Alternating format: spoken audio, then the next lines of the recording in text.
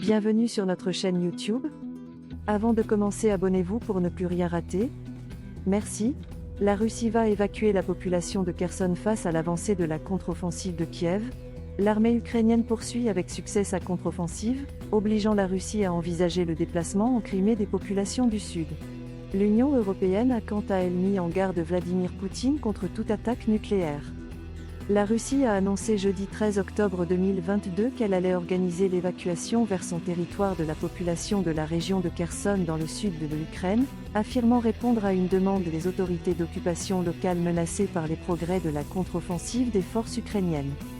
Alors que malgré ces frappes massives cette semaine dans tout le pays, la Russie reste en difficulté sur le terrain face aux contre-offensives ukrainiennes, l'Union européenne a lancé une nouvelle mise en garde à Vladimir Poutine. Toute attaque nucléaire contre l'Ukraine entraînera une réponse, pas une réponse nucléaire, mais une réponse militaire si puissante que l'armée russe sera anéantie, a déclaré jeudi à Bruges le chef de la diplomatie européenne Josep Borrell. Dans l'immédiat, c'est d'évacuation de population qu'il est question à Moscou. À la suite de l'appel du chef de la région de Kherson, le gouvernement a décidé d'organiser une aide pour le départ des habitants de la région vers d'autres régions de la Fédération de Russie, a déclaré le vice-premier ministre Marat Kousnoulin à la télévision.